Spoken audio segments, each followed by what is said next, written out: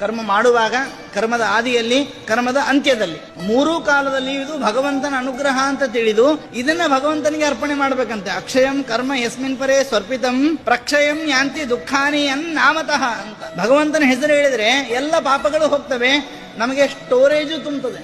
ನಮ್ಮ ಸ್ಟೋರ್ ಯಾವುದು? ಪುಣ್ಯದ ಬ್ಯಾಂಕ್, ಅದು ತುಂಬುತ್ತದೆ. ಪುಣ್ಯದ ಬ್ಯಾಂಕ್ ತುಂಬಿದ್ರೆ ಒಳ್ಳೆಯ ದೇಹ ಗ್ಯಾರಂಟಿ, ಒಳ್ಳೆಯ ಮನೆತನ ಗ್ಯಾರಂಟಿ, ಒಳ್ಳೆಯ ಪರಿಸರ ಗ್ಯಾರಂಟಿ, ಒಳ್ಳೆಯ ಗುರು ಗ್ಯಾರಂಟಿ, ಒಳ್ಳೆಯ ಶಾಸ್ತ್ರ ಗ್ಯಾರಂಟಿ, ಒಳ್ಳೆಯ ಮೇಧಾಶಕ್ತಿ ಗ್ಯಾರಂಟಿ. ಪುಣ್ಯದ ಸ್ಟೋರೇಜ್ ಇರಬೇಕು. ಒಂದ್ ಕಡೆ ಹೇಳ್ತಾರೆ, ಈ ದೇಹ ರನ್ ಆಗ್ತಿರೋದೇ ಅನ್ನದಿಂದ ಅಂತ ಒಂದು ಮಾತು. ಅನ್ನ ನಮಗೆ ಸಿಗೋದಕ್ಕೆ ಕಾರಣ ಪುಣ್ಯದ ಲೇಷ ಅಂತ ಹೇಳ್ತಾರೆ. ಅಂದ್ರೆ ದೇಹ ರನ್ ಆಗಬೇಕಾದ್ರೆ ಪುಣ್ಯ ಇರಬೇಕು. ತುಂಬಾ ಹಸಿವಾದಾಗ ಅನ್ನ ಸಿಕ್ಕರೆ ತಕ್ಷಣ ಹೇಳೋದೇನು ಅಂದ್ರೆ, ನಮ್ಮ ಹೋದ ಜನ್ಮದ ಪುಣ್ಯ, ಒಂದು ತುತ್ತಾದ್ರೂ ಅನ್ನ ಸಿಕ್ತು ಅಂತ. ಎಷ್ಟೋ ಜನಕ್ಕೆ ಇದೂ ಇಲ್ಲ ಅಂತ ತಕ್ಷಣ ಬಾಯಿಗೆ ಬರೋ ಮಾತಿದು. ಹಾಗೆ ಅನ್ನದ ಲಾಭ ಆಗುವುದು ಪುಣ್ಯದ ಲೇಷದಿಂದ ಅಂತ ಬಹಳ ಜನಕ್ಕೆ ಗೊತ್ತೇ ಇಲ್ಲ. ಈ ದೇಹವನ್ನ ವ್ಯರ್ಥ ಮಾಡಿದ್ರೆ ನಾಳೆ ಪುಣ್ಯದ ಲೇಷ ಇಲ್ಲ. ಅದಕ್ಕೆ ದೇವರು ಹೇಳಿದ್ದು, ದೇವತೆಗಳನ್ನ ಉಪಾಸನೆ ಮಾಡ್ತಾ ನನ್ನನ್ನ ಉಪಾಸನೆ ಮಾಡ್ರಿ, ದೇವತೆಗಳ ಮೂಲಕ ನನ್ನನ್ನ ತಿಳಿರಿ ಅಂತ. ದೇವದ್ವಿಜ ಗುರು ಪ್ರಾಜ್ಞ ಪೂಜನಂ ಶೌಚಮಾರ್ಜವಂ ಬ್ರಹ್ಮಚರ್ಯ ಅಂತ ವೇದವನ್ನ ಅಧ್ಯಯನ ಮಾಡ್ತಾ ದೇವತೆಗಳನ್ನ ಪೂಜೆ ಮಾಡ್ತಾ, ದ್ವಿಜ ಅಂದ್ರೆ ಬ್ರಹ್ಮಜ್ಞಾನಿ, ಬ್ರಾಹ್ಮಣ ಅಂತ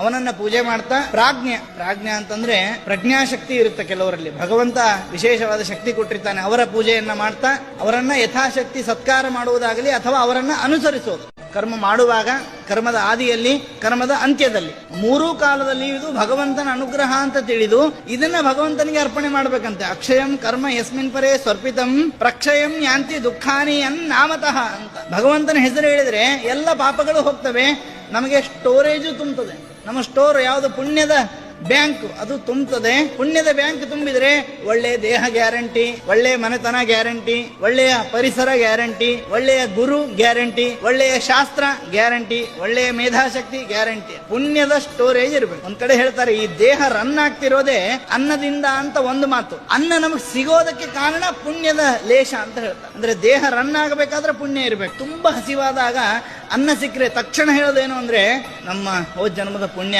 ಒಂದು ತುತ್ತಾದ್ರೂ ಅನ್ನ ಸಿಕ್ತು ಅಂತ. ಎಷ್ಟೋ ಜನಕ್ಕೆ ಇದೂ ಇಲ್ಲ ಅಂತ ತಕ್ಷಣ ಬಾಯಿಗೆ ಬರೋ ಮಾತಿದು. ಹಾಗೆ ಅನ್ನದ ಲಾಭ ಆಗುವುದು ಪುಣ್ಯದ ಲೇಷದಿಂದ ಅಂತ ಬಹಳ ಜನಕ್ಕೆ ಗೊತ್ತೇ ಇಲ್ಲ. ಈ ದೇಹವನ್ನ ವ್ಯರ್ಥ ಮಾಡಿದ್ರೆ ನಾಳೆ ಪುಣ್ಯದ ಲೇಷ ಇಲ್ಲ. ಅದಕ್ಕೆ ದೇವರು ಹೇಳಿದ್ದು, ದೇವತೆಗಳನ್ನ ಉಪಾಸನೆ ಮಾಡ್ತಾ ನನ್ನನ್ನ ಉಪಾಸನೆ ಮಾಡ್ರಿ, ದೇವತೆಗಳ ಮೂಲಕ ನನ್ನನ್ನ ತಿಳಿರಿ ಅಂತ. ದೇವದ್ವಿಜ ಗುರು ಪ್ರಾಜ್ಞ ಪೂಜನಂ ಶೌಚಮಾರ್ಜವಂ ಬ್ರಹ್ಮಚರ್ಯ ಅಂತ ವೇದವನ್ನ ಅಧ್ಯಯನ ಮಾಡ್ತಾ ದೇವತೆಗಳನ್ನ ಪೂಜೆ ಮಾಡ್ತಾ, ದ್ವಿಜ ಅಂದ್ರೆ ಬ್ರಹ್ಮಜ್ಞಾನಿ, ಬ್ರಾಹ್ಮಣ ಅಂತ ಅವನನ್ನ ಪೂಜೆ ಮಾಡ್ತಾ, ಪ್ರಾಜ್ಞ ಅಂತಂದ್ರೆ ಪ್ರಜ್ಞಾಶಕ್ತಿ ಇರುತ್ತೆ ಕೆಲವರಲ್ಲಿ, ಭಗವಂತ ವಿಶೇಷವಾದ ಶಕ್ತಿ ಕೊಟ್ಟಿರ್ತಾನೆ, ಅವರ ಪೂಜೆಯನ್ನ ಮಾಡ್ತಾ ಅವರನ್ನ ಯಥಾಶಕ್ತಿ ಸತ್ಕಾರ ಮಾಡುವುದಾಗಲಿ ಅಥವಾ ಅವರನ್ನ ಅನುಸರಿಸೋದು.